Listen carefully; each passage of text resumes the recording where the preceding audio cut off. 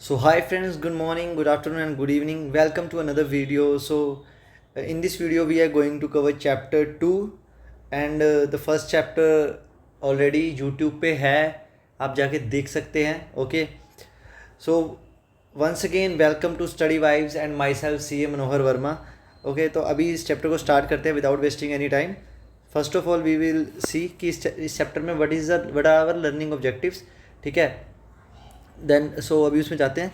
तो हम इस चैप्टर में क्या क्या सीखेंगे. Identify the need for theory base of accounting, की हमें अकाउंटिंग का थ्योरी बेस क्यों पता होना चाहिए. बहुत इंपॉर्टेंट है कि हमें अकाउंटिंग के कंसेप्ट पता होंगे तभी हम अकाउंटिंग प्रॉपरली कर पाएंगे. Okay, so identify the theory needs of accounting. Then what are general accepted accounting principles, उनका नेचर क्या है. तो उनका नेचर हमें पता होगा कि क्यों बने थे और वो क्या होते हैं. ठीक है, जनरल एक्सेप्टेड अकाउंटिंग प्रिंसिपल्स, आगे पढ़ेंगे हम इसको. ठीक है, then meaning and purpose of basic accounting concept. इस वीडियो में this is a very important video. इस वीडियो में हम जैसे ही आगे बढ़ेंगे थोड़ा सा तो हम अकाउंटिंग कंसेप्ट पढ़ेंगे जिसके जो फंडामेंटल्स हैं, लाइक उन कंसेप्ट के बेसिस पे ही पूरी अकाउंटिंग बनी है. तो आपको अगर वो अकाउंटिंग कंसेप्ट समझ आते हैं then it will help you a lot. Okay, पूरी अकाउंटिंग के अंदर आपको हर जगह वो कंसेप्ट कहीं ना कहीं मिलते रहेंगे. तो बहुत ही इम्पोर्टेंट है ये चैप्टर और बहुत ही कंसंट्रेशन से आपको इस चैप्टर को देखना है. And I will make sure कि आपको पूरा का पूरा सभी के सभी अकाउंटिंग कंसेप्ट बहुत अच्छे से समझ आए. Okay, then list accounting standard issued by the institute. तो यहाँ पे एक लिस्ट है जो कि कितने अकाउंटिंग स्टैंडर्ड्स इंस्टीट्यूट ने इशू करे. कि चार्टर्ड आईसीआई जो है वो अकाउंटिंग रेगुलेटिंग बॉडी है जो अकाउंटिंग स्टैंडर्ड बनाती है एंड सबको लाइक इशू करती है. ठीक है, then describe the system of accounting, हमारा बेसिस ऑफ अकाउंटिंग, ये सब छोटे मोटे कॉन्सेप्ट्स हैं, ये हम देख लेंगे आगे. So the very first chapter, इस चैप्टर का नाम है थ्योरी बेस ऑफ अकाउंटिंग. तो जनरली हम कंसेप्ट्स थ्योरी रिलेटेड सब इसमें फिर से टॉपिक्स पढ़ेंगे. ओके, तो मेनली स्टार्ट करते हैं हम इस चैप्टर को. क्या है अकाउंटिंग, क्या करती है. ओके, अकाउंटिंग है क्या. Aims at providing information about the financial performance. वही है कि अकाउंटिंग का हम यूज़ करके जो फाइनल मोटिव है वो इन्फॉर्मेशन बनाना है कि हम 4-5 महीने की अकाउंटिंग करेंगे एंड उसके बेसिस पे उसको कंक्लूड करके एक इन्फॉर्मेशन बनाएंगे जो कि क्या होनी चाहिए, रिलायबल होनी चाहिए एंड कंपेरेबल होनी चाहिए. अगेन कंपेरेबल होनी चाहिए क्योंकि हम 2 पीरियड्स की अकाउंट जो भी इंफॉर्मेशन हमारी निकली उसको कंपेयर कर सकें. एंड रिलायबल होनी चाहिए, करेक्ट होनी चाहिए, एकदम एरर फ्री होनी चाहिए. ठीक है, देन अकाउंटिंग ऐसी होनी चाहिए कि हम उसको लाइक हमारी जो ये क्या कहता है, ये तभी पॉसिबल हो पाएगा ना. आपकी इंफॉर्मेशन कंपेरेबल कब होगी, जब आप उसको एक ही फॉर्मेट में हर बार बना रहे हो. ठीक है, एक ही तरह की पॉलिसीज़ यूज़ कर रहे हो. ठीक है, ये आपको धीरे धीरे समझ आएगा. कंसिस्टेंट अकाउंटिंग पॉलिसीज़ यूज़ कर रहे हो या प्रैक्टिसेस यूज़. तो कहने का मतलब है कि अगर कंपेरेबल का मतलब क्या है कि अगर सपोज़ करो एक एग्ज़ाम हो रहा है, एक एग्ज़ाम में 100 बच्चे बैठ रहे हैं. ठीक है, तो उसको अंदर अगर सब बच्चों को सेम क्वेश्चंस दिए हैं then teacher will be able to compare कि कौन सा बच्चा बेस्ट था क्योंकि सबके पास सेम क्वेश्चंस थे.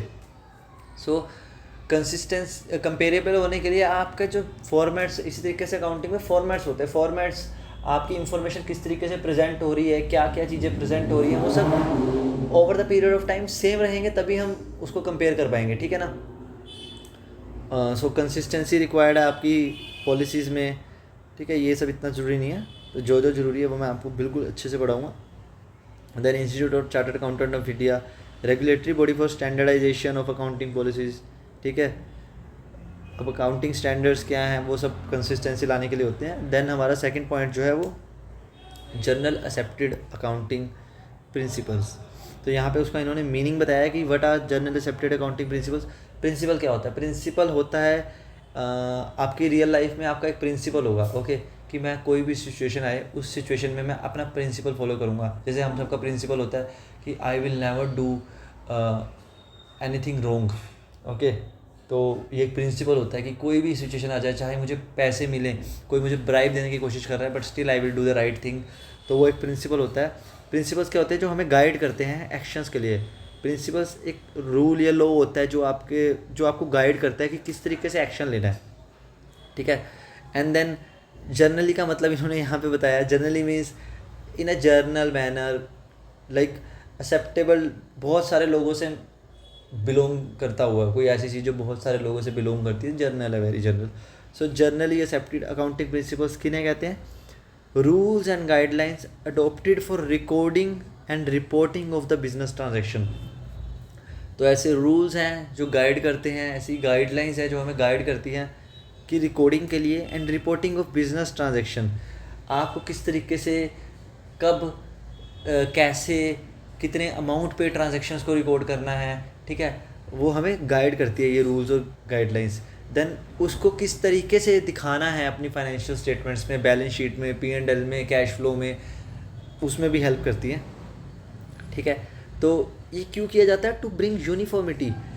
आप इंडिया में देखेंगे तो कितनी सारी कंपनीज़ हैं, और हर कंपनीज अगर अलग अलग तरीके से अकाउंट्स बनाएगी, या हर ऑर्गेनाइजेशन अलग अलग तरीके से अकाउंट्स बनाएगी, तो क्या आप उसको कंपेयर कर पाएंगे दो ऑर्गेनाइजेशंस को?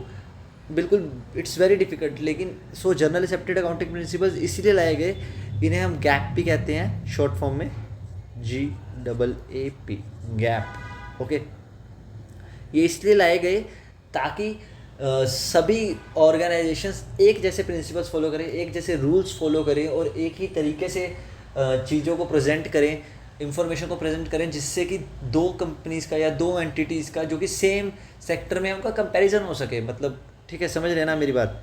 इट्स इजी टू अंडरस्टैंड कि क्यों लाए गए, ठीक है. देन अभी इसका एक एग्जांपल इन्होंने दिया है कि ऑल ट्रांजैक्शन जो हम अकाउंटिंग में, ये हम थोड़ा आगे कवर करेंगे कि हिस्टोरिकल कॉस्ट पे कवर होती है. अभी आप इसको छोड़ दीजिए, नेक्स्ट हम इसको थोड़ा सा अभी इसी चैप्टर में कवर करेंगे. जनरली एक्सेप्टेड अकाउंटिंग प्रिंसिपल्स ऐसा नहीं है कि ये एक बार बना दिए तो फिक्स, ये बहुत ही over the period of time evolve हुए हैं, ठीक है. एंड स्टैटिक इन नेचर नहीं है, ठीक है. How these principles are not static in nature. Okay, so अगर कुछ ऐसा लगता है कि हाँ यार ये चीज़ इस तरीके से ज़्यादा बेटर प्रेजेंट हो सकती है, then ICAI will take decision कि हाँ यार ये वो रेकमेंड करेगी कि इसको आप इस तरीके से चेंज कर सकते हैं. So these are not fixed rules, पत्थर की लकीर नहीं है. If something can be presented in a more better way, then वो चेंज कर दिया जाएगा उसमें रूल्स में, ठीक है. तो ऐसे नए नए अकाउंटिंग स्टैंडर्ड्स आते रहते हैं फॉर बेटर प्रेजेंटेशन, और कोई नया कॉन्सेप्ट जो पहले नहीं था, या फिर कोई नई ऐसी बिजनेस, या फिर कोई ठीक है, कोई ऐसा नया बिजनेस इवॉल्व हो गया जिसके रिगार्डिंग कोई प्रिंसिपल्स नहीं थे, कोई गैप ही नहीं थे, तो ये कोई ऐसी नई तरीके की ट्रांजैक्शन इवॉल्व हो गई. जैसे पहले हम हायर परचेज होता था तो उसके लिए एक नई तरीके के अकाउंटिंग स्टैंडर्ड्स आते थे. तो ऐसे अगर कोई नई चीज़ आती है तो उससे नया अकाउंटिंग स्टैंडर्ड्स इशू होते हैं, ठीक है, और चेंज भी हो जाते हैं पुराने वाले. तो ऐसा कुछ नहीं है. अब इन्हीं को हमने अब क्या है, just 2.2 basic accounting concept. Second thing वो क्या था, वो जनरल एक्सेप्टेड अकाउंटिंग प्रिंसिपल्स थे, और ये कुछ कंसेप्ट्स हैं, ठीक है, जो कि जर्नली, मतलब not generally, these are the basic concepts जो कोई भी तरीके की अकाउंटिंग करेंगे आप, कोई भी तरीके की अकाउंटिंग, तो उसमें आपके यूज़ होते हैं. लाइक अकाउंटिंग, कोई भी तरीके की अकाउंटिंग से मेरा मतलब था कि आप अकाउंटिंग करेंगे तो ये बेसिक कॉन्सेप्ट्स हैं, ये आपका बेस है. तो ये चीज़ें आपको हमेशा याद रखनी है, ध्यान में रखनी है कि अच्छा ऐसे अकाउंटिंग होती है, ठीक है. सो क्या कहते हैं, फंडामेंटल आइडियाज़, ओके, और बेसिक अजम्पशंस, कि आप कुछ अजम्पशंस लेकर वो अकाउंटिंग करते हैं, ठीक है, वो हम आगे पढ़ेंगे. क्योंकि ज़्यादातर कोई भी आप थ्योरी देखेंगे, कुछ भी देखेंगे, उसमें हमेशा आपको एक चीज़ मिलेगी कि देयर आर सम अजम्पशंस, कि यार ये है तभी हम वो करते हैं, ये मैं अजम्पशन ले रहा हूँ कि ऐसा ही होगा, क्योंकि अदरवाइज़ हर चीज़ होना रियल लाइफ में इज़ नेक्स्ट टू इम्पॉसिबल, ठीक है. तो हम कुछ अजम्पशंस लेते हैं. Theory, practice, financial accounting, broad working rules. तो अभी जो हम ये बेसिक कंसेप्ट पढ़ेंगे, ये आपको याद रखने हैं कि अकाउंटिंग करते वक्त आपको ये कुछ बेसिक कंसेप्ट हैं जिनको आपने याद रखना है. पहला कंसेप्ट है बिजनेस एंटिटी कंसेप्ट. ओके, सो बिजनेस एंटिटी कंसेप्ट क्या कहता है कि जब भी आप अकाउंटिंग करते हैं तो आपका बिजनेस और जो उसका ओनर है, these two people, these two are different. Like आपका बिजनेस है एंड देन उसका ओनर है, ये दो अलग अलग लोग हैं, इसको अलग अलग मानना है, ठीक है। Business entity assumes that the business has a distinct separate entity from its owner, okay। when the, अब इसका एग्जांपल क्या है, ये ऐसा क्यों करा गया, जब एक ओनर कैपिटल इन्वेस्ट करता है, मैं पहले भी समझा चुका हूँ, तो बिजनेस उसको क्या दिखाता है, लाइबिलिटी, कैपिटल। अब कैपिटल क्या है, क्योंकि जब स्टार्टिंग में कोई ओनर आपके बिजनेस में कैपिटल इन्वेस्ट करता है, ठीक है, तो वो बिजनेस कैपिटल को कैपिटल दिखाता है, and capital is a liability. Liability का मतलब बिजनेस ये अज्यूम कर रहा है कि आज मैंने इससे पैसे लिए हैं और फ्यूचर में मेरे को इसको देने हैं, ठीक है, तो वो उसके लिए लाइबिलिटी होती है। वो लाइबिलिटी क्यों दिखाता है, क्योंकि वो ओनर को एक अलग इंसान मानता है, ठीक है। इसी तरीके से अगर बिजनेस से ओनर कोई पैसा निकालता है, वो कुछ कैश निकाल लेता है, कुछ गुड्स लेके चला जाता है, तो बिजनेस वो उसके पैसे कैपिटल में से काट लेता है, क्योंकि ओनर एक अलग इंसान है, अब बिजनेस ने उसको एक तरीके से वो पैसे दे दिए, ठीक है। तो बिजनेस एंटिटी कंसेप्ट क्या कहती है कि ओनर एंड बिजनेस एंटिटी दोनों एक अलग अलग इंसान है। तो जब भी बिजनेस में कोई पैसा आता है ओनर से, या ओनर कोई पैसा निकालता है, ठीक है, तो वो बिजनेस अपने हिसाब से रिकॉर्ड करता है, लाइक कि मैं अलग हूँ एंड ओनर ने मेरा पैसा लिया, वो सेकंड पर्सन है, मैंने उससे पैसे लिए थे पहले, तो मैंने कैपिटल रिकॉर्ड की, अब वो मेरे लेके गया तो उसकी कैपिटल रिड्यूस होगी, ठीक है। वही यहाँ पे लिखा है, when the owner withdraws any money from business for his personal expenses, it is treated as a reduction of owner's capital and consequently reduction in the liability of the business. तो business की liability थी तो वो कम हो गई, ठीक है। The accounting reports are made in the books of accounts from the point of view of business unit and not that of the owner.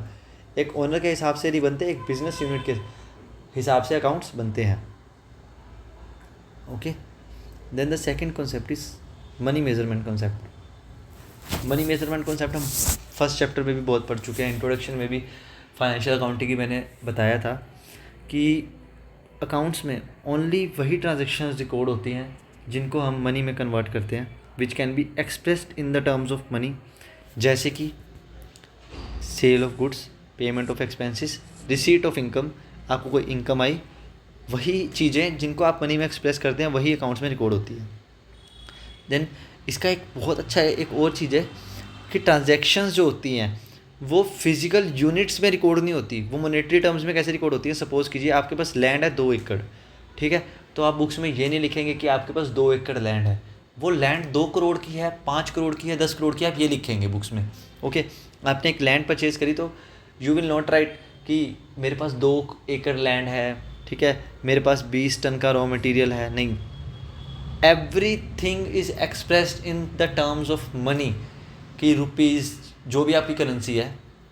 तो आपको बुक्स में हमेशा ऐसा दिखेगा कि लैंड है, कितने एकड़ है ये नहीं पता, लेकिन 10 करोड़ की है, ये है। मेरे पास रॉ मटेरियल है, एक कमरा भर के नहीं, 1000 करोड़ का रॉ मटेरियल पड़ा है, ठीक है। इस तरीके से मनी मेजरमेंट कॉन्सेप्ट कहता है कि only entries are made in terms of money, ठीक है, कि उसकी मनी वैल्यू कितनी है, okay. So money measurement assumption again is not free from limitation. ये लिमिटेशन क्या है, अगेन अभी मैं आपको ये कॉन्सेप्ट समझा ही देता हूँ, ठीक है। बुक्स एक कॉन्सेप्ट होता है हिस्टोरिकल कॉस्ट कॉन्सेप्ट, इसको समझने के लिए कि जब भी हिस्टोरिकल कॉस्ट कॉन्सेप्ट में यहाँ पे होगा, 1 सेकेंड, अकाउंटिंग पीरियड कॉन्सेप्ट, ये वाला कॉन्सेप्ट हम पहले समझ लेते हैं, कॉस्ट कॉन्सेप्ट, ठीक है, 2.5। ये कंसेप्ट क्या कहता है कि all assets are recorded in the books of accounts at their purchase price, ठीक है, which includes cost of acquisition, transportation, installation and 1 second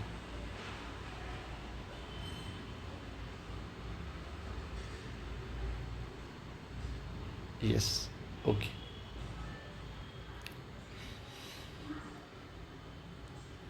हाँ, तो हम कहा थे कि आपकी जो भी आपकी बुक्स में एसेट्स रिकॉर्ड होती हैं, ठीक है, वो किस पे होती है, कॉस्ट पे रिकॉर्ड होती है। कॉस्ट उस समय तक की जब तक वो एसेट रेडी टू यूज़ नहीं हो जाती। इस वर्ड को मैं फिर से एक्सप्लेन कर रहा हूँ, फिर से इस लाइन को रिपीट कर रहा हूँ, ready to use, ready to use का मतलब है जब तक वो मशीनरी पूरी की पूरी रेडी नहीं हो जाती यूज़ करने के लिए, ठीक है। अगर वो यूज़ करने के लिए रेडी हो गई है आपके अकॉर्डिंग, मतलब आपने उस मशीन से फैक्ट्री में कुछ बनाना है, तो आप जब तक उस मशीन को फैक्ट्री में लगा नहीं लेते आपके थिंकिंग के अकॉर्डिंग कि मेरे को ऐसी मशीन चाहिए थी, यहाँ पे चाहिए थी, जब तक वो पूरी रेडी नहीं हो जाती आपका मशीन का कॉस्ट, आपका उसका ट्रांसपोर्टेशन का कॉस्ट, फैक्ट्री से अपनी फैक्ट्री दूसरी फैक्ट्री से अपनी फैक्ट्री तक लेके आने का, देन उसका इंस्टॉलेशन का कॉस्ट, ये सब तरीके के कॉस्ट खर्च करने के बाद ही वो एक तरीके से आप उसको यूज़ कर पाएंगे ना। रेडी टू यूज़ में सेकंड थिंग क्या है कि आप उसको यूज़ कब कर पाएंगे, मतलब वही आपका लाइक एक ऐसा पॉइंट जब एज़ पर मैनेजमेंट थिंकिंग, हाँ अब मेरी मशीन रेडी हो गई है यूज़ करने के लिए। तो ready to use is a very very important concept. वहाँ तक की कॉस्ट आप हमेशा उस कॉस्ट पे रिकॉर्ड करते हैं अपनी बुक्स में कोई भी एसेट, ठीक है। तो सपोज़ कीजिए, अब जैसे मैंने एग्जांपल दिया, आपने 10,000 की मशीनरी परचेज़ की, देन उसको 5,000 रुपये फैक्ट्री तक लाने के दिए ट्रांसपोर्टेशन कॉस्ट, फिर 3,000 रुपये उसको और दिए इंस्टॉलेशन वाले को इंस्टॉल करने के लिए, क्योंकि उसका वो बेस बनता है, बड़ी बड़ी भारी भारी मशीनरी इसके बेस बनते हैं लॉक करने के, अलग सही से उसको फिट करने के। तो आपकी उस मशीनरी की कॉस्ट होगी 18,000 रुपये। तो हमेशा जो भी अकाउंटिंग होती है वो कॉस्ट पे होती है। तो कॉस्ट कॉन्सेप्ट कहता है कि आप बुक्स में कोई भी एसेट रिकॉर्ड कर रहे हैं वो कॉस्ट पे होगी, ठीक है। And cost is till the up to the time it is ready to use, ठीक है। अब आपने रेडी टू यूज़ कर लिया, आपने इंस्टॉल कर ली, फिर आपने एक पार्टी दे दी अपने वर्कर्स को कि अरे हमने तो दुनिया की सबसे बढ़िया मशीन खरीद ली। वो पार्टी उस कॉस्ट में ऐड नहीं होगी उस मशीन की, ठीक है, कि उस एसेट की कॉस्ट में आपकी वो पार्टी की जो खर्चा आपने किया वो ऐड नहीं होगा। जब तक आपने उस मशीन को इंस्टॉल किया सिर्फ वहीं तक की कॉस्ट ऐड होगी, okay. The concept of cost is historical in nature as it is something which has been paid on the date of acquisition, okay। अब यहाँ पे मैं आपको वो concept समझाऊंगा कि historical cost का concept क्या होता है। आपने आज मशीनरी खरीदी, ठीक है, एंड देन उस मशीनरी को इंस्टॉल करवा लिया, तो आपके लग गए टोटल 18,000 रुपये पिछले एग्जाम्पल के अकॉर्डिंग। 10,000 उसकी मशीनरी की कॉस्ट थी, 5,000 उसके ट्रांसपोर्टेशन हो गए, एंड 3,000 उसके इंस्टॉलेशन का खर्चा हो गया। तो इन तीनों का टोटल करके 18,000 हो गया। अब 1 साल बाद इस मशीनरी की प्रोडक्शन बंद हो गई, जो भी इसका वेंडर था, ठीक है, और मार्केट में डिमांड बहुत ज़्यादा हो गई। डिमांड क्या हो गई, इसकी मशीनरी की डिमांड कह रहा हूँ मैं, बढ़ गई। तो हो सकता है कि मशीनरी अब मार्केट में ना हो, जिसके कारण वो बहुत महंगी उसकी, क्योंकि डिमांड बढ़ती है तो प्राइस बढ़ जाते हैं। तो अब ये मशीनरी 30,000 की होगी मार्केट में, ठीक है, खाली मशीनरी की कॉस्ट 30,000 होगी। तो टोटल अब खर्चा इस पर 30,000 का लगेगा, इसको लगाने तक, इंस्टॉल करने तक। तो हाँ, अब आप कहोगे यार बुक्स में तो हमने 18,000 की दिखाई थी, ठीक है। तो हमेशा जो होता है बुक्स जो चलती हैं वो हिस्टोरिकल कॉस्ट बेसिस पे चलती हैं, मतलब आप उसमें रीवैल्यू, अब इसका क्या हो गया, प्राइस बढ़ गया, तो हर रोज़ ऐसे तो रोज़ के रोज़ प्राइस कुछ ना कुछ डिमांड ज़्यादा कम होती रहेगी, तो प्राइस चेंज हो सकता है हर 1 महीने बाद या 2 महीने बाद, 3 महीने बाद, ऐसा हो सकता है, ठीक है। प्राइस चेंज हो रहा है, ऑफर्स आ रहे हैं, ठीक है। तो लेकिन बुक्स में क्या होता है, बुक्स चलती हैं हिस्टोरिकल कॉस्ट के बेसिस पे। हिस्टोरिकल कॉस्ट का मतलब है एक बार आपने जो प्राइस रिकॉर्ड कर दिया वही प्राइस रहेगा बुक्स में, ठीक है। तो आपकी हिस्टोरिकल कॉस्ट का मतलब है जो आपकी हिस्ट्री थी, मतलब आज का प्राइस आपको नहीं देखना, जब आपने परचेज़ करी थी मशीनरी उसी दिन का प्राइस आपकी बुक्स में रहेगा, ठीक है। तो वो हो गया हिस्टोरिकल कॉस्ट। तो सपोज़ करो आपने 10 साल पहले एक लैंड खरीदी थी 1,000 रुपये की, तो आज भी वो आपकी बुक्स में 1,000 की ही रहेगी, ठीक है। आज बेशक उसकी सैलरी जो एक्चुअल कॉस्ट है वो बहुत महंगी है लैंड की, वो 1,000 से 50 लाख की हो गई है लैंड, लेकिन अभी उसकी वैल्यू बुक्स में आपकी 1,000 रुपये ही रहेगी। जब आप उसको बेचोगे तब आप अपना गेन बुक कर लेना, गेन हमने पढ़ा था, ठीक है। जब हम बेचेंगे उसको तब हम अपना गेन बुक करेंगे, क्योंकि एक्चुअल एक प्रूडेंस का भी कॉन्सेप्ट होता है कि हम अपने जो एस्टिमेटेड इनकम है कि मेरे को इनकम इतनी होगी, उसको हम कभी बुक्स में रिकॉर्ड नहीं करते, ठीक है। तो कंजर्वेटिव कंसेप्ट पे, प्रूडेंस के कंसेप्ट पे हम हमेशा जिस कॉस्ट पे हमने ख़रीदा था वही रहेगी बुक्स में। Over the period of time जैसे जैसे आप टाइम बीतता जाएगा आपकी प्राइस तो मशीनरी के ऊपर नीचे होते रहेंगे, लेकिन आप अपनी बुक्स में उसको पुराने पुराने जो आपका इन्वॉइस था उसी कॉस्ट पे दिखाओगे, ठीक है। तो वही है यहाँ पे बताना चाह रहे हैं कि does not change year after year. For example एक बिल्डिंग आपने परचेज की थी 2.5 करोड़ की, the purchase will remain the same for all the years to come, लेकिन उसकी मार्केट वैल्यू चेंज हो सकती है, ठीक है। वही सब ये बता रहे हैं। तो हिस्टोरिकल कॉन्सेप्ट यही कहता है कि हिस्ट्री में जो आपका प्राइस था, लाइक हिस्ट्री से मेरा मतलब है जिस दिन आपने परचेज़ किया था, क्योंकि जब आप थोड़े टाइम के बाद देखेंगे तो that will be a history, okay. So 2000 में आपने परचेज़ किया, तो जब आप 2010 में होंगे अपने बिजनेस में, तो 2000 तो आपके लिए हिस्ट्री होगा ना। तो उसी हिस्ट्री के प्राइस पे आपने जो 2000 में जो प्राइस पे आपने बुक्स खरीदी, जो लैंड खरीदी थी, जो मशीनरी खरीदी थी, उसी प्राइस पे वो आपकी बुक्स में रहेंगी, ठीक है। तो ये होता है कॉस्ट कॉन्सेप्ट। अब हम कंटिन्यू करते हैं जहाँ पे हमने छोड़ा था। मनी मेजरमेंट कॉन्सेप्ट हो चुका है कि आप सब कुछ मनी के term. Okay, then next is going concern concept. तो ये कॉन्सेप्ट क्या कहता है कि क्या आप कभी ये कहता है कि क्या आप अभी ऐसा करते हैं कि अपना बिजनेस स्टार्ट करते हैं और ये सोच के करते हैं कि यार ये तो 2-3 साल चलाऊंगा। नहीं, ऐसा कभी नहीं होता। आप अपना बिजनेस हमेशा इस इंटेंशन से स्टार्ट करते हैं कि यार ये तो सालों साल चलेगा बिजनेस, मेरा कभी बंद नहीं होगा। तो उसी ये कंसेप्ट वही कहते हैं कि गोइंग कंसर्न कंसेप्ट कहता है कि you always assumes that the business will go on for ever, उसके ऑपरेशंस हमेशा चलते रहेंगे। इसी कंसेप्ट के बेसिस पे आप बहुत सारी ऐसी सर्विस हैं जिनकी पेमेंट्स करते हो जो फ्यूचर से रिलेटेड होती है। सपोज़ करो आपने एक एसेट खरीदी, एक पर्सनल कंप्यूटर खरीदा, यहाँ पे एग्जांपल दिया 50,000 का, ठीक है। तो अब वो पर्सनल कंप्यूटर 5 साल चलेगा, ठीक है। तो आपने उसका पूरा का पूरा अमाउंट तो आज ही इसी बार पे कर दिया 50,000 रुपये, लेकिन अब वो तो चलना 5 साल है, तो हर साल का खर्चा 10-10 हज़ार रुपये है। तो आउट ऑफ दैट 50,000 एक तरीके से इस साल का खर्चा आपका 10 साल हो जाएगा, 10,000 हो जाएगा, ठीक है। देन जो बाकी 40,000 होगा वो that will B prepaid expenditure, ठीक है। तो वो बाकी 40,000 का जो खर्चा है वो आने वाले 4 सालों से बिलोंग करता है, क्योंकि कंप्यूटर तो 50,000 का है एंड वो 5 साल चलेगा। तो आपने 50,000 का क्यों खरीदा? क्योंकि आपको पता है कि बिज़नेस हमेशा आपका चलता रहेगा, इसलिए आपने बाद का एक्सपेंस भी इसी साल कर दिया। अब मैं ये क्यों कह रहा हूँ कि कंप्यूटर 50,000 का और 5 साल चलेगा, तो इसकी 10,000 का खर्चा इस साल है क्योंकि वो 5 साल चलेगा ना। तो हम मानते हैं कि हर साल का खर्चा 10-10 हज़ार रुपये है, तो हर साल 10-10 हज़ार रुपये डिवाइड करेंगे, okay. 2.2.4 is accounting period concept. अब अकाउंटिंग पीरियड कॉन्सेप्ट क्या है? It is a very simple concept. आप अगर अकाउंटिंग करते रहेंगे, ठीक है, आप को एक जैसे क्या होता है, आप जैसे कि हमें पता होगा कि हर कंपनी अपनी फाइनेंशियल स्टेटमेंट्स बनाती है, ठीक है, एंड वो एक स्पेसिफिक पीरियड के लिए बनाती है, क्योंकि एक इवैल्यूएशन के लिए हमेशा एक पीरियड होना ज़रूरी है कि अच्छा आप इतनी देर काम कीजिए, then we will do your evaluation, फिर आप इतनी देर काम कीजिए, फिर हम आपका इवैल्यूएशन करेंगे। तो अकाउंटिंग पीरियड कंसेप्ट वही है। It refers to a span of time at the end of which financial statements of an enterprise are prepared. Financial statements क्या है? एक तरीके से उसका इवैल्यूएशन है कंपनी का, उसकी कंसाइज इंफॉर्मेशन है कंपनी की जो हम बनाते हैं, ठीक है। तो वही सिंपल कंसेप्ट है कि एक स्पैन है टाइम का जिसके एंड पर आप अपनी पूरी उस टाइम पीरियड की जितनी भी अकाउंटिंग एंट्रीज हुई उसको कंसाइज करके एक इन्फॉर्मेशन बनाते हैं जिसे फाइनेंशियल स्टेटमेंट्स कहते हैं, ठीक है। तो ऐसे ही हमारे को दो कंपनीज एक्ट 2013 ने बताया हुआ है कि वो एक साल को, जो कि होता है 1 अप्रैल टू 31 मार्च, जिसे हम फाइनेंशियल ईयर कहते हैं, ठीक है। फाइनेंशियल ईयर होता है 1 April to 31 March, and then calendar year होता है हमारा 1 जनवरी टू 31 दिसंबर।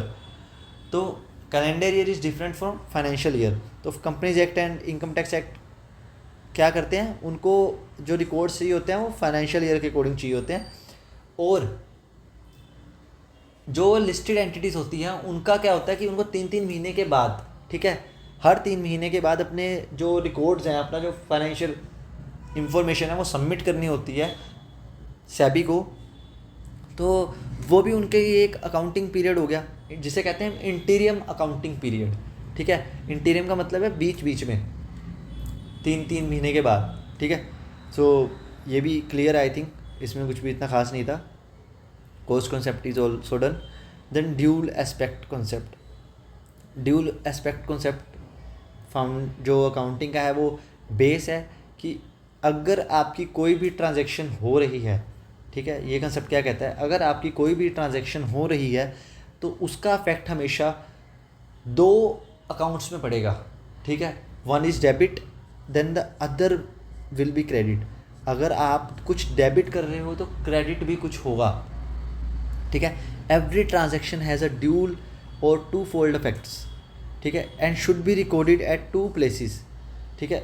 और अदर वर्ड्स में हम क्या कह सकते हैं, at least two accounts will be involve in recording the transaction. तो वही है कि सिंपल है कि आप अगर कुछ डेबिट करोगे, फॉर एग्जांपल आपने एक एसेट परचेज़ की, तो आप क्या करोगे, एसेट को डेबिट करोगे। अभी ये जो एंट्री है मैं कर रहा हूँ, लेकिन लास्ट चैप्टर्स में जो हमने पढ़े थे वहाँ पे ऐसी कोई एंट्री नहीं मैंने सिखाई थी कि ये रूल्स के बेस पे होती है।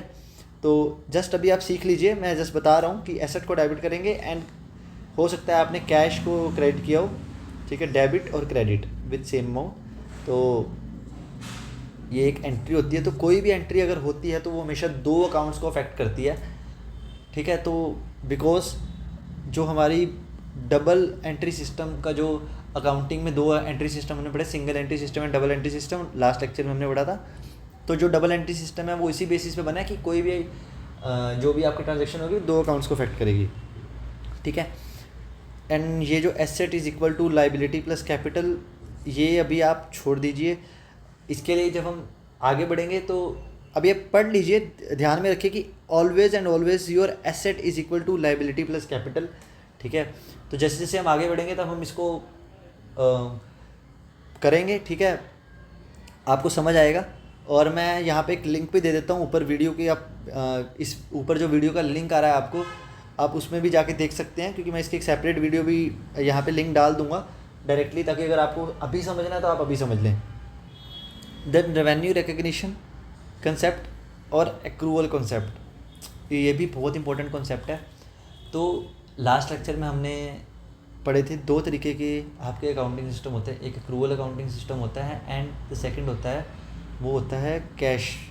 वो लास्ट लेक्चर में था या इसी लेक्चर में है, वन सेकंड, सॉरी, ये इसी लेक्चर में है। बेसिस ऑफ अकाउंटिंग, हमारे दो तरीके के अकाउंटिंग सिस्टम होते हैं, एक होता है कैश बेसिस ऑफ अकाउंटिंग, एक होता है एक्रूवल बेसिस ऑफ अकाउंटिंग, ठीक है। कैश बेसिस ऑफ अकाउंटिंग में क्या होता है, आप रेवेन्यू को तभी रिकॉर्ड करते हैं जब आपके पास कैश आ जाता है। सपोज कीजिए आपने आज सेल की, लेकिन वो सेल क्या थी, उधार पे थी, तो अभी सामने वाले ने पैसे नहीं दिए, तो you will not record the revenue, you will not record, ठीक है। जिस दिन वो कैश आ जाएगा तभी आप उस दिन बुक्स में एंट्री डालोगे, ठीक है। लेकिन एक्रूवल बेसिस में क्या होता है, एक्रूवल का मतलब अक्रू का मतलब होता है वेदर कैश पेड और नॉट पेड। जब आपने सर्विस दे दी, आपने उसको अपनी सर्विस दे दी ना, आपने उसको गुड्स दे दिए, आपने उसके लिए कुछ काम करना था, आपने वो काम कर दिया, तब आपका काम ख़त्म। अब उसका आपका काम ख़त्म हो गया ना, तो आप अब अपनी बुक्स में एंट्री डाल लीजिए। एक्रूवल सिस्टम ये कहता है। तो अगर दो तरीके के सिस्टम है, सिंपल कैश एंड एक्रूवल। तो कैश में क्या कहता है कि अगर आपका कैश आएगा जिस दिन, उसी दिन एंट्री डालना है। एंड एक्रूवल में क्या कहता है, जब आपकी तरफ से काम ख़त्म हो गया, ठीक है, चाहे उसने कैश पे किया चाहे उसने कैश नहीं पे किया, आपको बुक्स में एंट्री डाल लेनी है। तो सिंपल से यही कह रहा है कि कैश बेसिस में क्या होता है, entries in the books of accounts are made when cash is received और पेड। तो मैंने एक एग्जांपल दिया जिसमें हमें कैश मिलना होता है। इसी तरीके से पेमेंट का भी एग्जांपल है कि अगर आपने किसी से सर्विस ली तो कैश बेसिस में कब आप अकाउंटिंग करोगे, जब आप उसको कैश पे करोगे।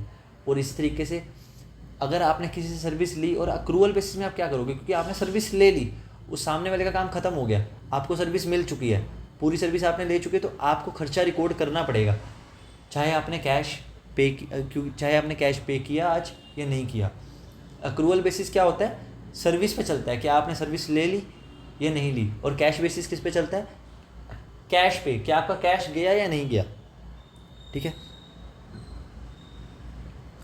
तो अक्रूवल बेसिस में जो रेवेन्यू होती है एंड कॉस्ट होती है वो रिकग्नाइज होती है in the period in which they occur rather than when they are paid. वही, जब आपने सर्विस ले ली उसी पीरियड में रिकॉर्ड हो जाएगी। आपने उसके लिए कैश पे किया या नहीं किया वो अलग चीज़ है, ठीक है। तो ऊपर चलते हैं। तो उसी बेसिस पे हमारा ये कंसेप्ट बना हुआ है रेवेन्यू रिकग्निशन का।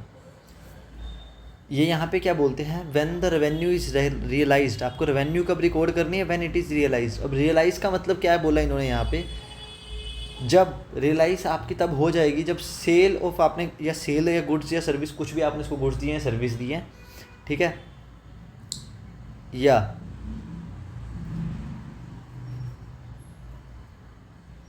ठीक है आपने उसको गुड्स या सर्विस दी है यूज़, और या आपने उसको कुछ ऐसी सर्विस दी है आपने अपने रिसोर्सेज यूज़ करने को दिया है उसको, तो आपका काम ख़त्म हो गया। एक बार आपने अपनी पूरी सर्विस कर दी तो इट मीन्स आपकी वो रियलाइज़ हो गई है, and you have to record the revenue. तो रेवेन्यू रिकग्निशन का जो है मैंने इसे साइड पे लिख दिया कि अक्रूवल बेसिस है। ये अक्रूवल बेसिस पे कंसेप्ट चलता है कि आपको रेवेन्यू रिकग्नाइज करनी है जब आपकी सर्विस पूरी हो चुकी है, आपने उसको सर्विस दे दी है, ठीक है, तो आपको तब रेवेन्यू रिकग्नाइज कर लेनी है, नॉट ऑन द बेसिस कि आपको कैश मिल गया है या नहीं मिला है, ठीक है। तो इसलिए यहाँ पे एक पॉइंट है कि the credit sales are treated as revenue on the day sales are made, not when money is received from the buyer, okay. Then matching concept. इस मैचिंग कंसेप्ट के लिए मैं एक मिनट यहाँ पे एक पेज ऐड करूँगा समझाने के लिए आपको। पेज सेटिंग, ये मैंने पेज ऐड किया मैचिंग कंसेप्ट समझाने के लिए। तो एक इस तरीके से हमारा P&L बनता है, प्रॉफिट एंड लॉस स्टेटमेंट, ठीक है।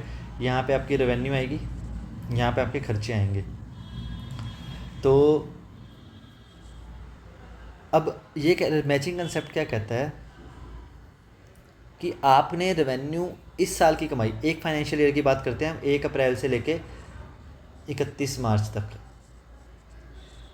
ठीक है, नेक्स्ट ईयर 31 मार्च तक, ठीक है। तो फाइनेंशियल एक पीरियड हो गया, क्योंकि हम इस साल के रिकॉर्ड्स बना रहे हैं, अकाउंट फाइनेंशियल स्टेटमेंट्स बना रहे हैं, तो रेवेन्यू हमारी यहाँ पर आ गई। अब सब ऐसा हो सकता है ना, मैंने क्या बोला, मैंने बोला कि जब भी आपने खर्चे ले लिए, आपने ये सर्विस ले ली, ठीक है, खर्चे कर दिए, तो आप उसको रिकॉर्ड करेंगे।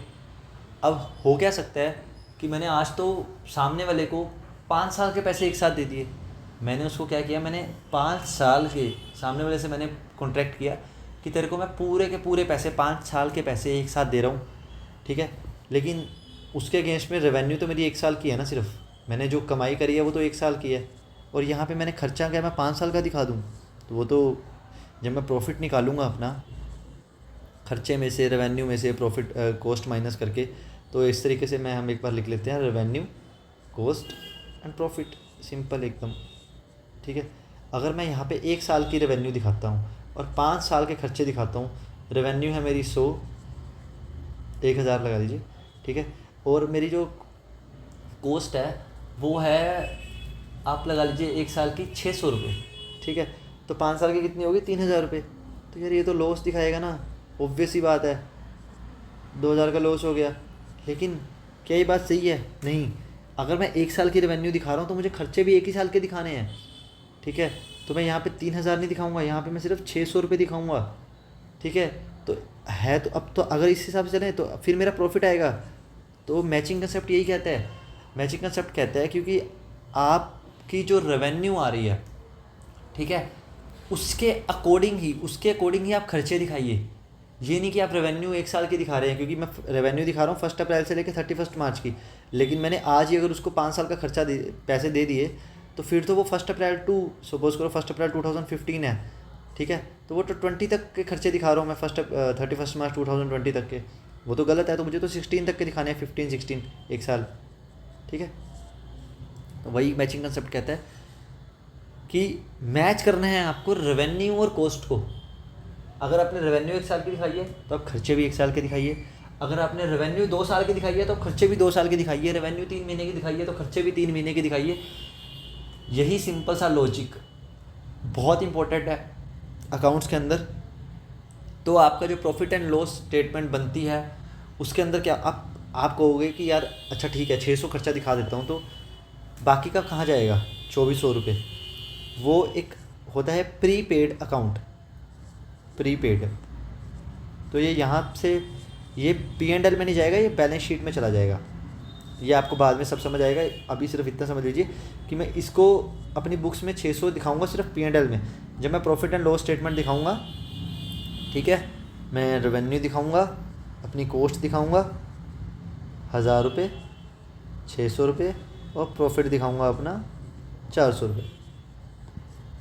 और जब अगला साल आएगा तब फिर से मैं 600 दिखाऊंगा, जो भी मेरी रेवेन्यू होगी उस साल की, और फिर प्रॉफिट दिखाऊंगा। जैसे धीरे धीरे करके ये 2400 फिर कम होकर 1800 रह जाएगा, ठीक है। ऐसे यहाँ से वो खर्चा यहाँ पे आता रहेगा धीरे धीरे धीरे धीरे। तो ये प्रीपेड अकाउंट का मतलब आपने पहले ही पे कर दिया, प्रीपेड। ओके, ये बात का कंसेप्ट है। जब हम जनरल एंट्रीज उसके रूल्स वगैरह पढ़ेंगे तभी आपको अच्छे से समझ आएंगे, ठीक है। तो सिंपल है। अब इस पे आता है मैचिंग कंसेप्ट। मेरे को लगता है सब आपको समझ आ चुका है कि जितने टाइम का आप रेवेन्यू दिखा रहे हो उतने ही टाइम का आपको क्या करना है, खर्चे दिखाने हैं। तो दोनों को मैच करना है। Okay, it states the expenses incurred in accounting period should be matched with the revenue during that period. अब मैं इसमें ये नहीं कह रहा कि अब 100 की रेवेन्यू दिखाइए तो उसके प्रोपोर्शनेट दिखाओ खर्चे। प्रोपोर्शनेट का मतलब 100 आपका 200 का खर्चा हुआ है और रेवेन्यू 100 की हुई है, तो आप यहाँ पे ये अगर ये 2 साल की ये सपोज करो 1 साल की रेवेन्यू है तो 50% आप खर्चे दिखा दो। मैं ऐसा नहीं कह रहा। अगर 1 साल का खर्चा 150 है, 1 सेकेंड ना, मैं दोबारा बताता हूँ इसके कैसे कह रहा हूँ मैं। प्रोपोर्शनेट नहीं करना कि सपोज़ कीजिए कि ये अगर मेरी रेवेन्यू जो है इस साल की वो 100 रुपये है और मेरे 2 साल का खर्चा 200 है, तो मैं 50-100 यहाँ दिखा दूँगा, वो नहीं करना। जबकि एक्चुअल में मेरा इस साल का खर्चा कितना है 150, तो मैं 150 दिखाऊंगा, कोई बात नहीं। 50 का लॉस आ रहा है क्योंकि 100 रेवेन्यू है, 150 का खर्चा और 50 का लॉस आएगा, ये ठीक है, ठीक है। तो आपको प्रोपोर्शनेट नहीं करना। आपको अगर 1 साल की रेवेन्यू तो 1 साल का खर्चा दिखाना है। अब वो ऐसा हो सकता है कि 1 साल का खर्चा आपका उस रेवेन्यू से ज़्यादा हो जाए, वो कोई दिक्कत नहीं है, ठीक है। तो आगे बढ़ते हैं। देन है हमारा full disclosure concept. Full disclosure concept very simple कि जब हम फाइनेंशियल स्टेटमेंट्स, आजकल इतना सारा कुछ होता है, स्टैट्यूटरी ऑडिट्स होते हैं, आपकी सेबी है, सेबी कंपनीज को बोलती है कि यार आपको ये डिस्क्लोज़र देना है, ये डिस्क्लोज़र देना है, आपको बताना है कि आपकी कंपनी में कितनी रेवेन्यू हुई, आपकी कंपनी के क्या बड़े बड़े कितनी लोकेशंस पे प्लांट हैं, आपने कोई कितनी इन्वेस्टमेंट रेज करी इस साल, ठीक है, या कोई ऐसे बड़े चेंजेस हुए आपकी कंपनी में। तो ये सब चीज़ें होती हैं जो बतानी पड़ती है कंपनीज को, डिस्क्लोज़र देने पड़ते हैं। तो फुल डिस्क्लोज़र कंसेप्ट क्या रहता है कि क्योंकि फाइनेंशियल इंफॉर्मेशन जो होती है, जो फाइनेंशियल स्टेटमेंट्स है, वो एक मीन्स होती है, यहाँ पे लिखा है मैं बताता हूँ। सो फाइनेंशियल स्टेटमेंट एक मीन्स होती है कम्युनिकेशन का financial information to all interested parties. कितने सारी पार्टीज़ होती हैं इंटरेस्टेड, गवर्नमेंट होती है, आपके क्रेडिटर्स होते हैं, आपके बैंक्स होते हैं, आपके शेयर होल्डर्स होते हैं, देन मैनेजमेंट होती है। मैनेजमेंट को भी देखना होता है ना कि आपका बिजनेस कैसा परफॉर्म कर रहा है। तो फाइनेंशियल स्टेटमेंट जब हम बनाएंगे तो हम उसके अंदर सारे के सारे तरीके के डिस्क्लोजर डालेंगे। डिस्क्लोजर का मतलब है एडिशनल इंफॉर्मेशन, एडिशनल इंफॉर्मेशन। तो कुछ आप डिस्क्लोज कर रहे हो ना, डिस्क्लोज का मतलब वही होता है बताना, ठीक है। तो वही है, बस आपको हर तरीके की इंफॉर्मेशन उसके अंदर डालनी है ताकि इन सभी इंटरेस्टेड पार्टीज़ का, इन्वेस्टर्स का, लेंडर का, सप्लायर का, जो भी इनका मोटिव है, अगर लेंडर्स देखना चाहते हैं कि क्या आपके पास कैश है, सबका मोटिव पूरा हो सके। क्योंकि आप ये तो है नहीं एक के लिए अलग बनाओगे, एक के लिए अलग बनाओगे, एक के लिए अलग बनाओगे, सबको जैसे किसी का फ़ोन आया मुझे ये बताओ तो फ़ोन पे बताते बैठोगे, नहीं। आप क्या करते हो, आप फाइनेंशियल स्टेटमेंट्स बनाते हो 1 साल के बाद, और फिर उससे आपके बहुत सारे जो भी पार्टीज़ होती हैं, नॉर्मल पब्लिक होती है, अगर उसको आपकी कंपनी के बारे में जानना है तो वो सब उसको पूरा इन्फॉर्मेशन, फुल डिस्क्लोजर की आपको फाइनेंशियल स्टेटमेंट्स के अंदर फुल डिस्क्लोजर देना है, पूरा का पूरा डिस्क्लोजर देना है जो भी रेलिवेंट है for decision making, financial decision making. Point इसमें इंपॉर्टेंट क्या है कि रेलिवेंट फॉर फाइनेंशियल डिसीजंस, ठीक है। आप ये नहीं कि आप कुछ भी उसमें बताते रहोगे कि हमने यहाँ पे संडे की पार्टी इस दिन करी थी, हमने मंडे को उस दिन पार्टी करी थी, वो सब नहीं बताना, ठीक है। हमारी ट्रिप गई थी इधर घूमने के लिए, फिर वहाँ पे हमने ये वाली मिठाई खाई थी, नहीं, ये सब चीज़ें नहीं बतानी। मेन रेलिवेंट जो आपकी फाइनेंशियल डिसीजन के रिलेटेड इंफॉर्मेशन है वो आपको वहाँ पे दिखानी है, okay. Then next is consistency concept. Consistency concept क्या कहता है, अगेन वही कि अगर आप कोई भी प्रिंसिपल फॉलो कर रहे हैं, जैसे कि हमारे गैप्स हैं, अब गैप्स में क्या होता है, अलग अलग तरीके के ट्रीटमेंट दिए होते हैं। फॉर एग्ज़ाम्पल एक एसेट है, एसेट जो होती है, सपोज करो आपने एक मशीनरी खरीदी, उस मशीनरी को आज आपने ख़रीदा 1,000 रुपये का, तो बुक्स में वो 1,000 की है, लेकिन आप उसको यूज़ करोगे हर साल।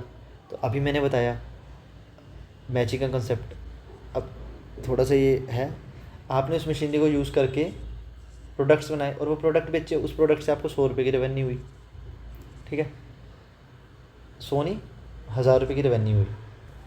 उसको बनाने के लिए आपके जो रॉ मटेरियल दूसरी कॉस्ट लगी वो लगी 200 रुपये की, ठीक है। तो एक तरीके मैं इसको यहाँ पे लिखता हूँ, ठीक है, 1,000 रुपये की आपको रेवेन्यू हुई प्रोडक्ट बेच के, 200 रुपये की आपको कॉस्ट लगी।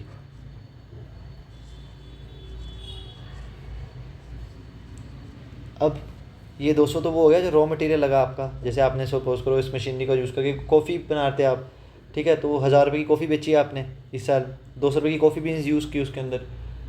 अब क्या हो गया, लेकिन आपने ये मशीनरी भी तो यूज़ करी, 1,000 रुपये इस मशीनरी में भी तो खर्चा किया। अब मैचिंग कंसेप्ट क्या कहता है, जितनी रेवेन्यू, जितने टाइम की रेवेन्यू आपने ली उतने टाइम का उसका खर्चा भी डालो। अब ये मशीनरी तो आप 5 साल के लिए यूज़ करोगे, ये मैं आपको डेप्रिसिएशन का कॉन्सेप्ट बता रहा हूँ। तो हर साल आप एक तरीके से 200 रुपये की मशीनरी यूज़ कर रहे हो, क्योंकि आप 5 साल यूज़ करोगे तो 1 साल का खर्चा मशीनरी का 200 हो गया ना। आपने 1,000 आज ही दे दिए मशीनरी ख़रीदने पे, मशीनरी तो आपने 1,000 की खरीदी क्योंकि वो तो आज ही आपको देने पड़ेंगे, तो आप इसमें से फिर 200 और माइनस करोगे। इसे कहते हैं डेप्रिसिएशन, कि जो मशीनरी का इस साल का खर्चा आपका, वो 1,000 की जो आपने मशीनरी खरीदी वो तो 5 साल चलेगी, लेकिन इस साल का कितना था, तो आपका अल्टीमेटली प्रॉफिट कितना हुआ, 600 रुपये। मैचिंग कंसेप्ट भी आपको यहाँ समझ आ गया कि मशीनरी का मैच किया आपने, इस साल का खर्चा, इस साल की रेवेन्यू थी तो इसी साल का खर्चा दिखाया, 1,000 पूरा इस साल का खर्चा नहीं, 1,000 5 साल का खर्चा है, ठीक है। तो अब इसके अंदर क्या होता है, 2 तरीके से डेप्रिसिएशन लग सकती है। एक तो होती है स्ट्रेट लाइन मेथड, कि स्ट्रेट लाइन मेथड में क्या है, 1,000 रुपये की मशीनरी थी, 5 साल चलेगी तो हर साल का 200 हो गया, स्ट्रेट 200 200 200 200। तो आप 200 200 200 200 प्लॉट करोगे ग्राफ पे, तो क्या बनेगी, एक स्ट्रेट लाइन, ठीक है, ओवर द पीरियड 1 2 3 4 5। तो ये होती है स्ट्रेट लाइन मेथड। अब एक होता है return down value method. Return down value method में क्या होता है, उसमें मैं अभी सिर्फ जस्ट एग्जांपल फटाफट आपको बता रहा हूँ, अभी आपको पूरा कॉन्सेप्ट की जरूरत नहीं है। उसमें क्या होता है, पहले साल आप 20%, दूसरे साल भी 20%, कॉस्ट का 20%, 20%, 20%। तो जब पहले साल आप 20% लगाओगे तो वो आएगा 200, तो 200 में से 1,000 में से 200 माइनस हो गया तो कितना बचा, 800। फिर इसका 20% लगाओगे तो वो आएगा 160। अब क्या हो रहा है, आपकी डेप्रिसिएशन कम होती जा रही है। पहले साल 200 लगी क्योंकि कॉस्ट ज़्यादा थी, फिर वो 200 माइनस हो गया, कॉस्ट में से बचा कितना, 800। फिर 800 पे 20% लगी, फिर 800 में से 160 माइनस कर देंगे तो फिर उस पर 20% लगेगी। तो वो एक ग्राफ आपका ऐसे बनता है, पहले साल डेप्रिसिएशन ज़्यादा लगती है, दूसरे साल कम होती रहती है, क्योंकि लास्ट में आपकी कॉस्ट कम होती रहती है, ठीक है। तो डेप्रिसिएशन भी कम होती रहती है, कॉस्ट भी कम होती रहती है, दोनों का ग्राफ ऐसे ही होता है। तो अगर आप कंसिस्टेंसी का मतलब है, पहले साल सपोज करो 1 साल आप स्ट्रेट लाइन मेथड से डेप्रिसिएशन लगा रहे थे तो हर साल सेम कॉस्ट आ रही है, लेकिन दूसरे साल आप रिटर्न डाउन वैल्यू मेथड से स्टार्ट हो गए डेप्रिसिएशन लगाना, तो आपकी कॉस्ट अलग अलग आ रही है हर साल। तो उससे क्या होएगा, आपकी जो इन्फॉर्मेशन है वो कंपेरेबल नहीं रहेगी, ठीक है, क्योंकि आप अलग अलग पॉलिसी, आप अलग अलग प्रिंसिपल्स का यूज़ कर रहे हो। तो ऐसा ना हो, इसके लिए कंसिस्टेंसी फॉलो करना बहुत ज़रूरी है। देन इसके अगेन आप अगर फॉर्मेट्स पे जाओ तो आप कोई और फॉर्मेट, अभी मैं इसको रब कर देता हूँ, तो आप पहले साल किसी और फॉर्मेट में दिखा रहे थे, सेकंड टाइम किसी और फॉर्मेट में दिखा रहे थे, ठीक है। तो ऑल्दो की फॉर्मेट्स तो फिक्स्ड होते हैं as per companies act, as per MCA companies के लिए, बट स्टिल कंसिस्टेंसी कहती है कि आपको same principles over the year आपको यूज़ करने हैं ताकि दो चीज़ों का कंपैरिजन हो सके, ठीक है। देन अभी हमारे 3 और बचे हैं, एंड देन उसके बाद हम फर्स्ट पार्ट यहाँ पे वीडियो को ख़त्म करेंगे। देन सेकंड पार्ट में हम जो थोड़ा बहुत बचा हुआ है उसको सेकंड पार्ट में कवर करेंगे, बिकॉज अदरवाइज वीडियो विल भी बहुत लंबी वीडियो हो जाएगी। कंजर्वेटिज्म कंसेप्ट क्या कहता है हमारे पास, हाँ एक पॉइंट और बताना है मुझे कि कंसिस्टेंसी का मतलब ये नहीं है कि आपको अगर हर साल सेम कर रहे हो तो आपको सेम ही करना है। अगर आपको ऐसा लग रहा है कि यार अगर मैं चेंज करता हूँ ना तो इन्फॉर्मेशन और बेटर रहेगी, मतलब जो रियल सिनेरियो को बता रही है कि रियल सिनेरियो की सपोज करो कि सही में यार पहले साल मेरी मशीनरी बहुत ही ज़्यादा यूज़ हो रही थी, सपोज छोड़ो इसको छोड़ो, तो मतलब अगर कोई ऐसी चीज़ है जो आपके रियल सिनेरियो को बता रही है तो आप कंसिस्टेंसी को ना भी फॉलो करो। मैं बता ही देता हूँ आपको। सपोज करो स्ट्रेट लाइन मेथड हम क्यों यूज़ करते हैं, क्योंकि हम ऐसा मानते हैं कि हर साल हमारी मशीनरी सेम यूज़ होगी। अब 1000 की मशीनरी खरीदी, हर साल सेम यूज़ होगी, सेम टाइम के लिए यूज़ होगी, तो हम कहते हैं कि हर साल का खर्चा भी सेम डाल देते हैं, मशीनरी को 200 रुपये करके हर साल का खर्चा डाल देते हैं। लेकिन अगर आपका कोई बिज़नेस ऐसा है कि पहले साल मशीनरी 1000 की खरीदी और पहले साल तो इतनी ज़्यादा यूज़ होगी कि मतलब आपको ऐसा लग रहा है कि 500 का खर्चा तो पहले साल के लिए हुआ था 1000 में से, तो 500 आप पहले साल डालोगे। फिर दूसरे साल आपको लगा कि यार दूसरे साल तो 300 का खर्चा डलना चाहिए क्योंकि दूसरे साल मशीनरी कम यूज़ हुई है, आप 300 का डाल दीजिए। ठीक है, तो वही है कि अगर आपको लगता है कि अगर आपको पॉलिसी चेंज करनी है तो वो हो सकती है, कंसिस्टेंसी आपको उससे मना नहीं करती, लेकिन वो तभी होनी चाहिए जब आपके एक बेटर इन्फॉर्मेशन प्रेजेंट हो रही है। ठीक है, देन हमारा नेक्स्ट कंसेप्ट पे आते हैं, कंजर्वेटिज्म कॉन्सेप्ट। इस कंसेप्ट में क्या है, एक जो अकाउंटिंग होती है वो हमेशा प्रूडेंस कॉन्सेप्ट पे होती है।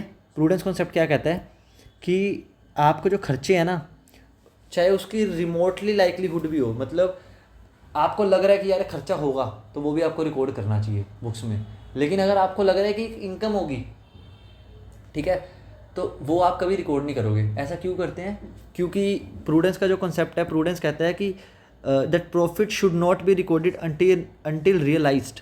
मतलब अगर आप ऐसा करोगे कि यार मेरे को प्रॉफिट होने वाला है और उसको आप रिकॉर्ड कर लोगे बुक्स में, रेवेन्यू आपको, आप सोचोगे कि ये सेल होने वाली है, चलो आज ही रिकॉर्ड कर लेता हूँ, आपने रिकॉर्ड कर ली, अब सेल हुई नहीं, लेकिन आपने क्या करा, बुक्स में सेल तो रिकॉर्ड कर ली, जिसके कारण क्या हुआ, आपकी जो फाइनेंशियल इन्फॉर्मेशन बन के आई उसके अंदर क्या आया कि यार इनकी तो सेल बहुत ही ज़बरदस्त है, जो कि एक्चुअल में वो सेल हुई नहीं।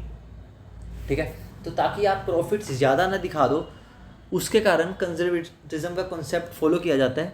ठीक है, और आप अपने जो एक्सपेंसेस है वो कम ना दिखाओ, इसीलिए सारे एक्सपेंसेस, चाहे उसका लाइकलीहुड रिमोट भी है, मतलब रिमोट का मतलब पॉसिबिलिटी कम है, बहुत कम है होने की, लेकिन स्टिल आप उसको दिखाओगे कि हाँ यार ये वाला एक्सपेंस मेरा होने वाला है, ताकि आपके जो एक्सपेंसेस हैं वो प्रॉपर रहें और आपकी जो इनकम है वो ओवर स्टेट ना हो, तो आपको जो प्रॉफिट आए वो एक सही प्रॉफिट आए। ठीक है, अब इसके अंदर वो है कि आप मुझसे फिर डाउट पूछोगे कि यार ऐसा तो गलत है, अभी मेरा एक्सपेंस भी तो नहीं हुआ, तो अगेन उसको आप कहाँ दिखा सकते हो, डिस्क्लोज़र में। डिस्क्लोज़र में आप दिखा सकते हो कि ये अभी प्रोविजंस, मतलब अभी ये मेरा खर्चा हुआ नहीं है।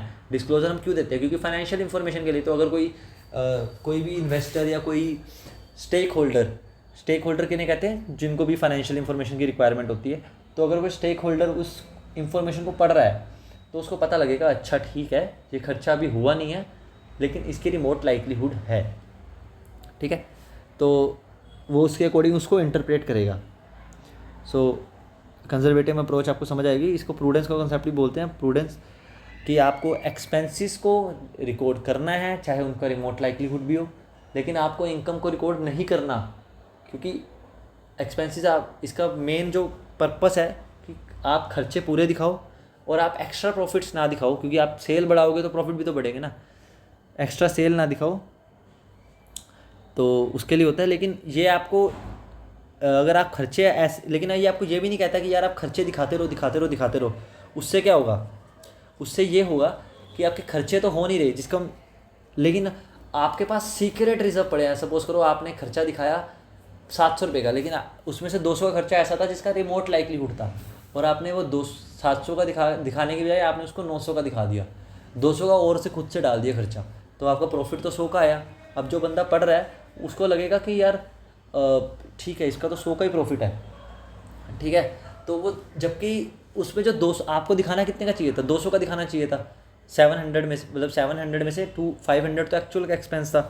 ठीक है, 700 में से 500 तो एक्चुअल एक्सपेंस था, तो 200 का जो आपको था वो रिमोट लाइकलीहुड वाला था, तो ये आपको दिखाना था 200, लेकिन आपने क्या किया, इस 200 की जगह कर दिया 400। टोटल खर्चा कितना दिखा दिया आपने, 900। ठीक है, और आपका रेवेन्यू कितना था, 1000। तो अब ये हो गया आपका प्रॉफिट। रेवेन्यू, तो ये 200 रुपये आपका खर्चा तो हुआ नहीं ना जो आपने बढ़ा के दिखाया। इससे क्या हो जाएगा, आपके पास तो पैसे पूरे ही पड़े हैं, ठीक है, ये वाले 200 भी पड़े हैं, तो आपके पास खर्चा तो आपका एक्चुअल 500 ही हुआ ना, तो आपका 1000 में से 500 गया एक्चुअल में, तो आपके पास तो 500 पड़े हैं। तो एक तरीके से आपके पास, और ये 200 तो दिखा नहीं थे आपको जो आपका रिमोट लाइक्लीहुड वाला था, ठीक है। तो आपका एक तरीके से आपके पास 200 रुपये ये वाले जो आपने बढ़ा के दिखाए, वो वाले एक तरीके से सीक्रेट रिजर्व हो गया, सीक्रेट, क्योंकि आपने 200 रुपये बढ़ा के दिखा दिए खर्चा, जिसके कारण आपका 200 रुपये का प्रॉफिट ऐसा है जो बिना बात का आपके पास पड़ा है, सीक्रेट, ठीक है। तो हो सकता है कि वो सामने वाले को मिसलीड करे, तो ऐसा भी आपको नहीं करना। इन्फॉर्मेशन कई बार मतलब मिसलीडिंग इन्फॉर्मेशन भी आपको नहीं देनी, कि अगर आपका रिमोट लाइक्लीहुड है, कोई ऐसा खर्चा रियल में है तो उसको रिकॉर्ड करो, ऐसे गोस्ट खर्चे या फिर जो खर्चे आपके है ही नहीं उसको आप रिकॉर्ड करोगे, दिस इज़ नॉट करेक्ट, ठीक है। देन हमारे पास आता है next concept is materiality concept. Materiality क्या कहता है कि आपको सिर्फ मटेरियल फैक्ट्स पे फोकस करना है अकाउंटिंग इन्फॉर्मेशन बनाते हुए, एफर्ट्स वेस्ट नहीं करने। अगेन भाई रेलिवेंट इन्फॉर्मेशन दिखानी है फाइनेंशियल के इंफॉर्मेशन फाइनेंशियल स्टेटमेंट्स में। तो ऐसा नहीं है कि आप दिखा रहे हो कि पार्टीज़ में गए, संडे को वो किया था, मंडे को ये किया था, उस दिन वहाँ पे घूमने गए थे, उस दिन वहाँ पे घूमने गए थे, वो सब आपके वो बिजनेस में ऐसा होता है, ट्रिप्स होती हैं, लेकिन they are not of any use to any investor और क्रेडिटर।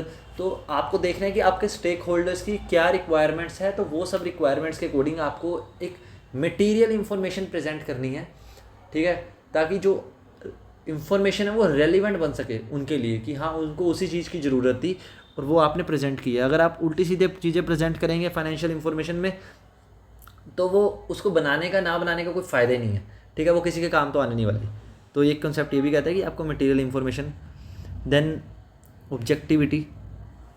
ऑब्जेक्टिविटी का मतलब क्या होता है कि आप ऑब्जेक्टिव हो, मैं इसको समझाता हूँ जैसे आपको, कि इसका जो मेन रीज़न था ना ऑब्जेक्टिविटी का, कि अगर आप कोई काम कर रहे हो उस काम को आप चेक करो, ठीक है, आप ऑब्जेक्टिव रहो। कि अगर बुक्स में 100 रुपये की एंट्री डल रही है, 1000 रुपये की आपने एसेट खरीदी है, ठीक है, तो आप कैसे चेक करोगे?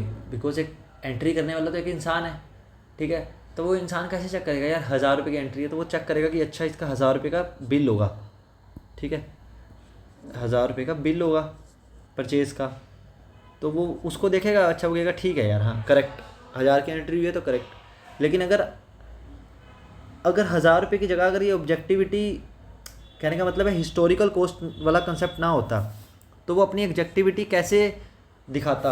अब मार्केट वैल्यू तो कुछ भी हो सकती है, किसी इंसान ने 500 की एंट्री कर दी, तो वो चेक कैसे करेगा उसको कि 500 की एंट्री करी है, ठीक है ना।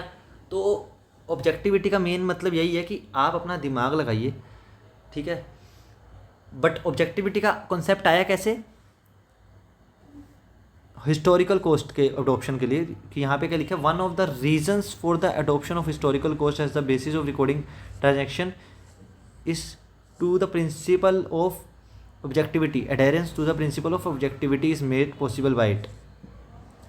तो क्योंकि हमारे पास हिस्टोरिकल कोस्ट था और वो हमने इसीलिए यूज़ किया क्योंकि हम इस प्रिंसिपल का यूज़ करते करते हिस्टोरिकल कोस्ट, जो हमने कोस्ट कॉन्सेप्ट पढ़ा था कि हम पूरा इनवॉइस के बेसिस पे ही कोस्ट रिकॉर्ड करेंगे बुक्स में, जब हम उसको परचेज़ करेंगे at the time of purchase, जितने की हमें वो पड़ती है, जब तक एसेट रेडी टू यूज़ होती है तब तक ही कॉस्ट हम रिकॉर्ड करेंगे, ठीक है। और वो किसके बेसिस पे करेंगे? हमारे पास इनवॉइस होंगे, खर्चे होंगे, बिल होंगे, उसके बेसिस पे करेंगे ना।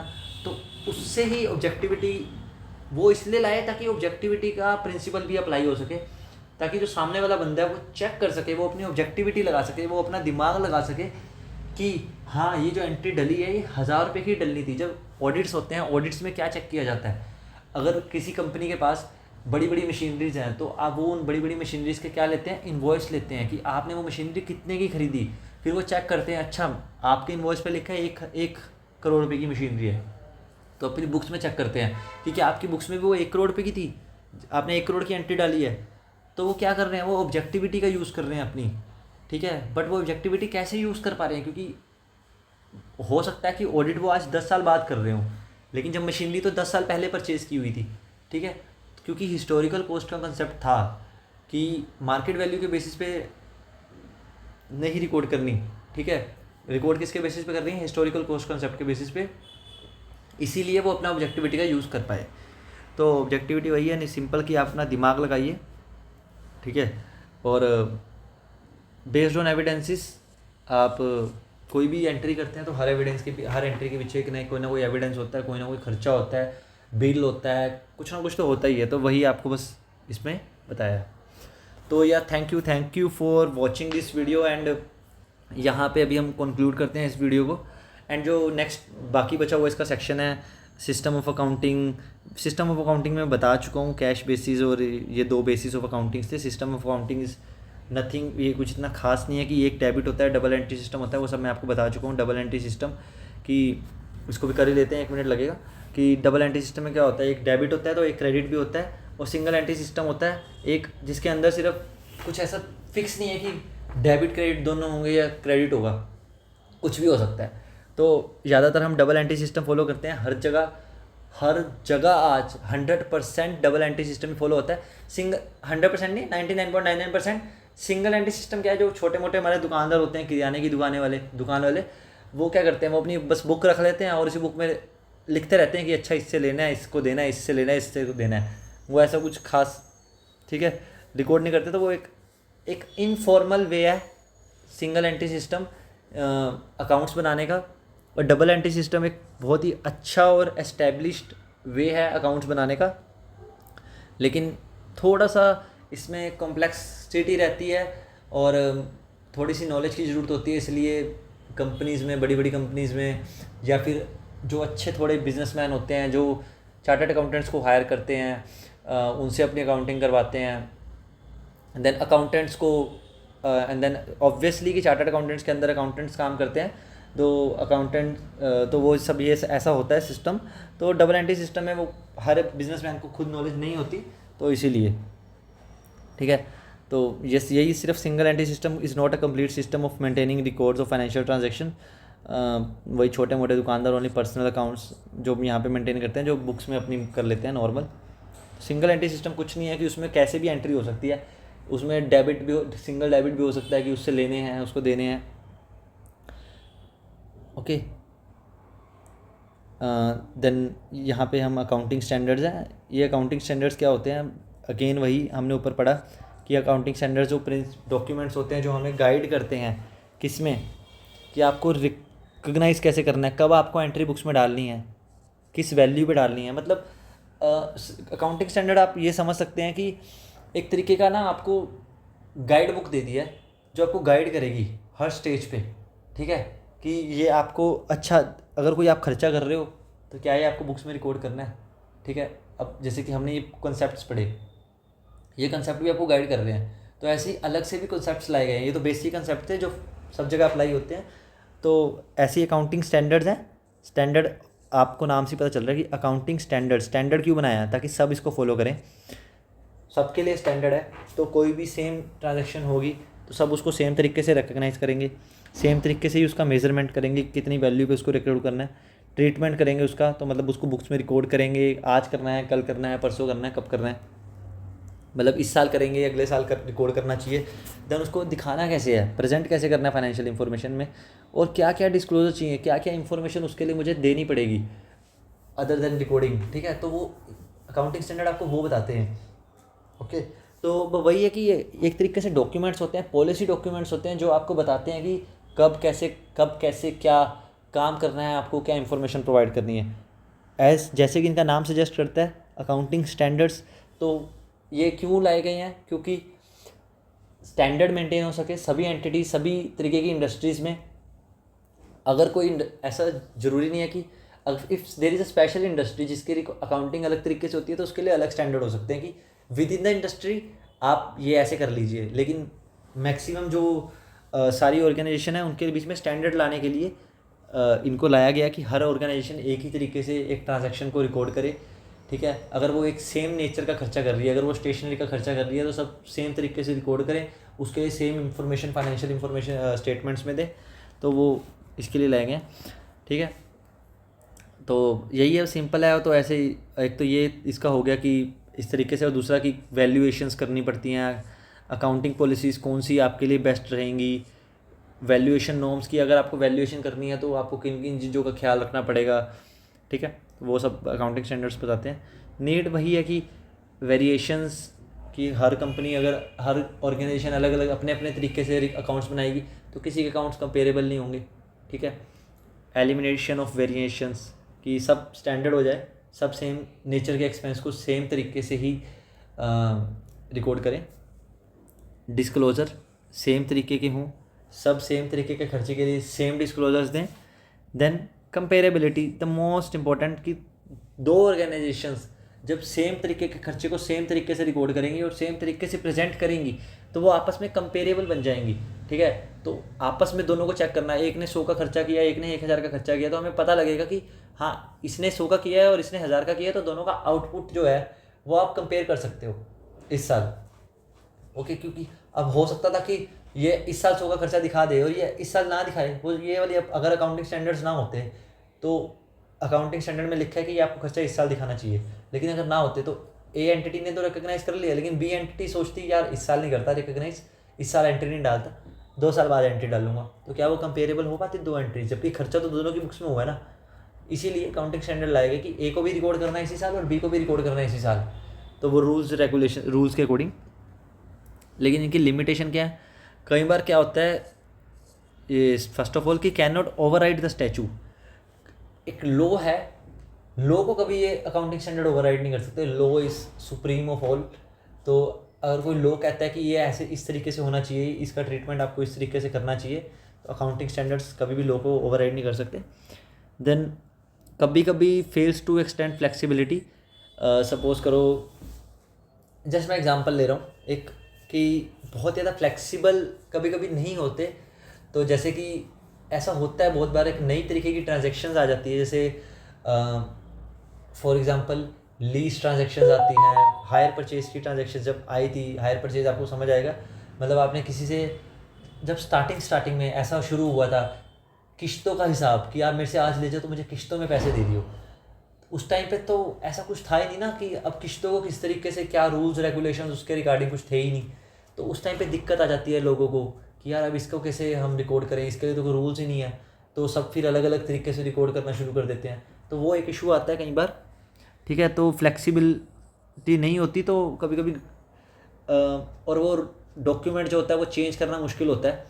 ऐसा तो नहीं है कि रोज़ रोज़ आपको ICI हज़ारों कंपनीज़ हैं तो रोज़ रोज़ नई नई चीज़ें लाती रहेगी, नहीं, बहुत सर्च करने के बाद नई चीज़ आती है, क्योंकि वो फिर बहुत ज़्यादा बड़ी नंबर ऑफ़ कंपनीज़ पे इम्प्लीमेंट होती है, तो इसलिए थोड़ा सा फ्लेक्सिबिलिटी कम रहती है इसके अंदर, ठीक है। तो वही है कि अभी तो फर्स्ट पॉइंट है, सॉरी हम 3 to 1 से जा रहे हैं। एंड देन फर्स्ट पॉइंट क्या कहता है, different alternative accounting standard can make choice between different alternate accounting treatments difficult to apply. वही है, कई बार आपके पास 1 2 3 ऑप्शंस होते हैं जो आपके सपोज करो मैंने बताया था डेप्रिसिएशन का कंसेप्ट, तो कई बार समझने में मुश्किल आ जाती है कभी कभी, मतलब अगर आपके पास उससे अच्छा बेटर ऑप्शन है, ठीक है, तो वो आप नहीं अप्लाई कर सकते। जैसे मैंने बताया कि पहले साल अकाउंटिंग स्टैंडर्ड क्या कहता है कि हर साल या तो 20% लगाते रहो, ठीक है, या तो 200 लगाते रहो, ये पॉलिसी है। लेकिन अगर आपके पास तीसरा एक मेथड है जो अच्छा और अच्छा है, लेकिन आप वो नहीं लगा सकते क्योंकि वो अलाउड नहीं है, ठीक है ना। तो यहीं पे कंक्लूड करते हैं, आई थिंक कि सब कुछ मैंने बता दिया है एंड आपको अच्छे से समझ भी आया। Still if you have any doubt, जो कि होना नहीं चाहिए, बट कोई भी टीचर कितना भी अच्छा पढ़ा ले, अगर स्टूडेंट्स को डाउट नहीं है तो आई थिंक स्टूडेंट थोड़ा सा इधर उधर ध्यान दे रहा है। Having doubt is a good thing. तो अगर आपको कोई डाउट है तो आप उसको कमेंट में प्लीज़ लिखिए एंड आई एम 100% श्योर मैं उसका रिप्लाई करूँ।